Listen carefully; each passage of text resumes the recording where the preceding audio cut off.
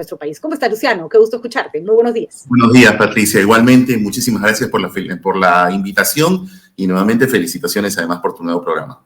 Gracias, la verdad que es un gusto estar en este espacio en el que podemos hablar además con mucha calma y podernos explayar en temas que a veces son complicados de entender. Quiero entrar un poco por lo que está pasando en el Congreso de la República para que nos ayudes a ilustrar a la gente en qué posición se encuentra el gobierno de Pedro Castillo en este momento. Tiene un ministro a punto de ser censurado, otro que por lo menos está haciendo cola, no sabemos si lo van a lograr sacar, y tenemos a un presidente que se debilita cada día más. Recordemos que hay quienes han querido que salga desde el primer día sin razón alguna, pero ya van 100 días y el presidente Castillo no se ayuda. ¿Qué tan cerca está de una moción de vacancia constitucional, no de un caprichito de ser sacado de cualquier manera, Luciano? ¿Qué te parece si empezamos por la parte conceptual, por decirlo de alguna manera, para poder entender y hacer un análisis prospectivo, ¿no? De qué podría pasar. A ver, como todos sabemos, el tema de la vacancia por incapacidad moral es una noción indefinida en la Carta Política de 1993. Es decir, en sencillo, la Constitución no dice qué cosa es. Entonces hay una discusión interpretativa, ¿no? Hay un sector de colegas que no les falta razón como para decir, oye, si está dentro del artículo de la vacancia es por supuesto muy objetivo, se murió, renunció, cerró el Congreso indebidamente, no regresó o no pidió permiso para salir del país. Entonces, como son causales objetivas, la incapacidad moral solo podría leerse, como se leía en el siglo XIX, como una incapacidad mental. Y esa es una tesis interpretativa razonable, pero interpretación al final de cuentas, porque del texto no fluye necesariamente así. Exactamente. Y tenemos una interpretación que voy a llamarla de orden práctico. Y digo práctico porque si miramos lo que ha acontecido durante la vigencia de la Constitución de 1993, Patricia, tenemos 5 casos prácticos, es decir, 5 situaciones en las que se aplicó la vacancia por incapacidad moral, pero con un sustrato, vamos a llamarlo ético, ¿no? Es decir, por ejemplo, el primer caso fue el de Alberto Fujimori, como todos recordaremos, ¿no? Lo vacaron por incapacidad moral, porque él renunció desde Tokio, fue con autorización del Parlamento a un evento internacional que era la PEC y luego se fugó, ¿no es cierto? Bueno, en ese caso, ahí le dieron haber aplicado otra causal, en realidad. Exacto, el abandono de cargo, digamos, ¿no? Exacto, pero digamos que en ese caso, por más que de pronto la figura no fue la apropiada, no había forma. Pues Alberto Fujimori se fue y había que escoger una salida formal para que ya no fuera presidente, ¿no? Totalmente de acuerdo, pero te repito de que había una causal de vacancia, que era la de haber salido sin autorización del Parlamento, porque si sale con una autorización para ir a Brunei y luego él de Brunei se va a Tokio, evidentemente tenía una causal específica. Pero, como tú acabas de decir, por la magnitud de lo que significaba ese evento, además ya había sucedido la caída del Fujimorato con el video Curi Montesinos, entonces fue el primer caso en donde se aplicó la causal, pero enfocándolo como un asunto de grave indignidad del cargo, esa es la verdad. Primer caso, se sancionó además de esa manera. Y los otros 2 casos, que es la segunda oportunidad, son los de Pedro Pablo Kuczynski, ¿no? El primero, que como todos recordaremos, se llegó a procesar e incluso a votar, pero no se logró la votación, pero agotó el procedimiento. ¿Cómo fue enfocado? También con un problema de grave indignidad en el cargo. La segunda vez con Pedro Pablo Kuczynski fue también por el otro escándalo de lo que apareció de los videos de Kenji negociando este acuerdo de votos por no vacarte, y entonces él se vio obligado a renunciar, pero el planteamiento de la vacancia fue también por el mismo rollo, es decir, grave indignidad.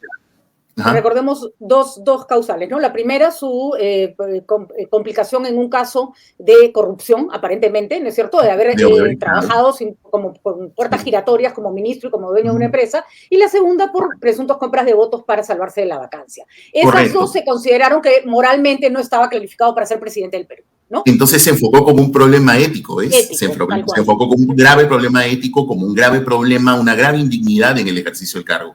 Y el caso de Vizcarra, que son lo que completa estos 5 casos que mencioné al inicio, también son por lo mismo. Son situaciones que están relacionadas a un problema ético grave, a un problema de indignidad del cargo. El primero se procesó completamente, no se llegó a la votación, y el segundo en el que sí se le vacó. Entonces, como ves, los 5 casos durante la vigencia de la Constitución del 93 fueron por grave indignidad en el cargo. Entonces, hay esas 2 posiciones. Yo no estoy diciendo si una es correcta, la otra no. Lo que estoy diciendo es que parto de la premisa, primero, que la Constitución no la ha definido, y en segundo lugar, que hay 2 posiciones interpretativas sobre el particular. Redondea este análisis que el Tribunal Constitucional, cuando tuvo la oportunidad de tomar una posición y decir qué cosa podría ser, lamentablemente no lo hizo, como todos recordaremos, por 4 votos contra 3. Dijeron que había una sustracción de la materia por el primer caso de la vacancia de Vizcarra, y entonces no hubo sentencia sobre el fondo que tomara una posición de principio y definiera el asunto. ¿Por qué esto es importante? Porque como no está definido, entonces tenemos un problema que es por la fuerza de los votos, ¿no? Si tienes 87 votos y enfocas un asunto que pueda, una serie de decisiones o una serie de hechos en las cuales el presidente, el Congreso considere que es un problema ético grave o que es un problema de grave indignidad, pues definitivamente si tienen los votos lo van a hacer, porque no está definido y el tribunal tampoco lo ha hecho. Entonces, ahora ahí ya regresamos al análisis prospectivo, ¿no? Y en el análisis prospectivo lo que tenemos es que, claro, cito a César Hildebrand, la verdad que me persuade mucho lo que dice él, entiendo que tú también tienes una opinión similar, ¿no? O sea, ¿cómo ayudarlo, no? Porque toma una serie de decisiones que más bien dañan la institucionalidad. Veamos el caso... ¿Perdón? Vamos, te pido que nos detengamos un ratito, Luciano, porque es muy importante lo que has dicho. La Constitución, como cualquier ley, es interpretativa, tiene un rango de interpretación. La vacancia moral es además muy interpretativa porque es un aspecto demasiado amplio. El órgano máximo de interpretación de la Constitución es el Tribunal Constitucional. Al renunciar el TC a interpretar si esto se debe tomar de una u otra manera, otra vez dejó la cancha abierta. Y lo único que tiene el Congreso anterior son los antecedentes. En virtud de cómo se usó antes, pueden seguir usándola. Y ahí está la espada de Damocles de Castillo, ¿no? Totalmente. Por eso es que lo que propuse en esta entrevista era mejor empecemos por la parte teórica para poder analizar entonces prospectivamente qué podría pasar. Porque desde ese punto de vista, entonces, como está indefinido, está laxo, entonces como tú dices, es una espada de Damocles, es un arma sin el seguro, ¿no? En donde el Parlamento puede considerar, a la luz de los otros 5 casos prácticos, ¿no? Que como ya se ha manejado siempre como una situación de grave indignidad en el cargo, entonces puede analizar o un contexto de hechos o un hecho en particular, calificándolo como si se tratase de una situación de grave indignidad en el cargo, y se impone por la fuerza de los votos.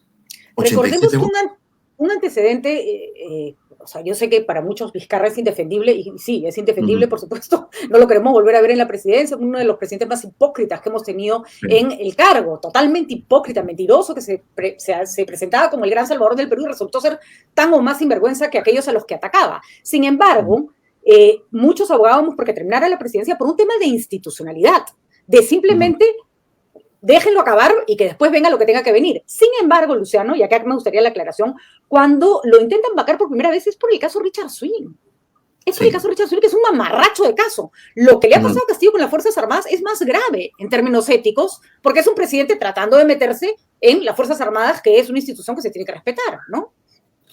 Sí, y yo quisiera agregar a lo que acabas de decir, a propósito de un tuit que anoche publicó el actual ministro de Justicia, ¿no? Diciendo de que, de acuerdo con la ley de situación de disponibilidad de las Fuerzas Armadas, el presidente de la República tiene un cheque en blanco. Decía el tuit, más o menos, casi literal, de que la decisión que toma el presidente es una decisión en la que no tiene por qué expresar razones. Y eso es una media verdad y conjuga con lo que acabas de señalar, porque ahí está el tuit que justo lo estás mostrando, ¿no? Dice, sin expresión de causa, y quienes afirman lo contrario crean confusión. Mira, Patricia, lamento mucho porque es el ministro de Justicia y la verdad es un destacado abogado, ¿no? Yo al menos le tengo un respeto profesional.